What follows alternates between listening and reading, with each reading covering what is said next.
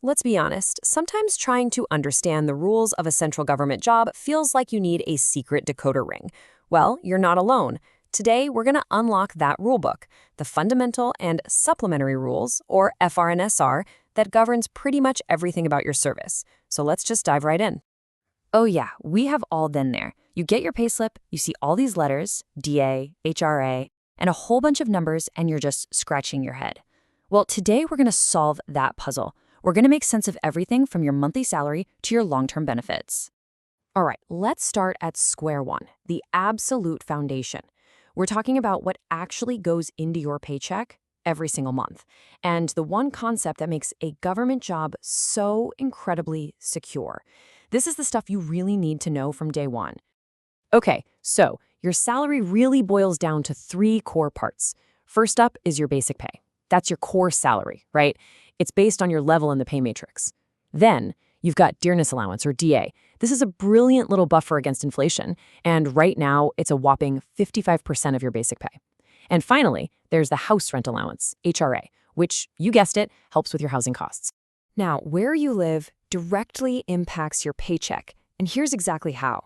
The government sorts cities into X, Y, and Z categories. So if you're in a big metro area, an X-class city, you're getting the highest HRA, at 27%.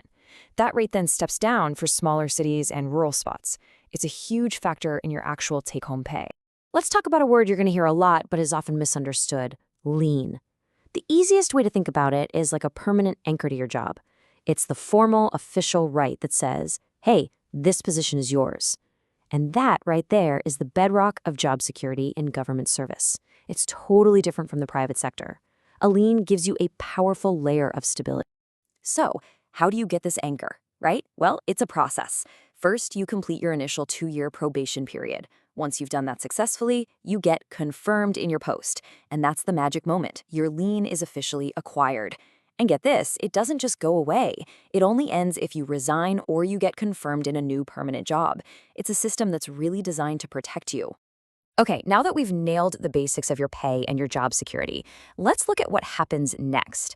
How does your career actually progress? In this next bit, we're going to explore how your salary grows year after year, and of course, the super important rules for taking time off. 3%. That's it. That's the magic number for your annual growth. Every single year, you get a standard increment of 3% on your basic pay. It's a steady, predictable increase that happens every January or July, and it ensures your income is constantly growing throughout your career. Okay, leave rules can seem a little tricky, but they're actually pretty logical. You've got your earned leave, or EL. That's your standard paid vacation. Then there's half-pay leave, or HPL, which is great for longer illnesses. You get half your basic pay, but you still get your full dearness allowance. Now, commuted leave is the clever one. You can basically convert 2 of your half-pay days into 1 full payday. And if you run out of everything else, there's extraordinary leave, which is your unpaid op. All right, time for a quick pop quiz. Let's see if you were paying attention. What was that current dearness allowance rate we talked about just a minute ago? Got it? It was 55%. See, these numbers are really important. They add up. A career in government often means you might be moving to new places. So in this section, we're diving into transfers. What actually happens when you have to pack up and relocate? What kind of support and time do you get to make that move happen? The government totally gets that you can't just pack up your life and start a new job the very next day. They give you what's called joining time, and it's fully paid. And the logic is simple. The farther you have the move, the more time you get. It can be just 1 day for a local move, or all the way up to 15 days if you're transferring over 2,000 kilometers away. And let's face it, moving is expensive, so the government offers a lot of financial support to help ease that burden. You get a composite transfer grant, an advance on your travel allowance, and you can even get an advance of 1 month's basic pay to help you get settled before that first paycheck arrives.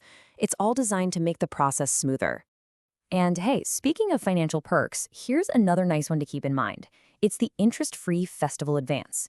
You can take an advance of up to 15,000 rupees, usually right before a big festival, and then you just pay it back in 10 easy installments, completely interest-free.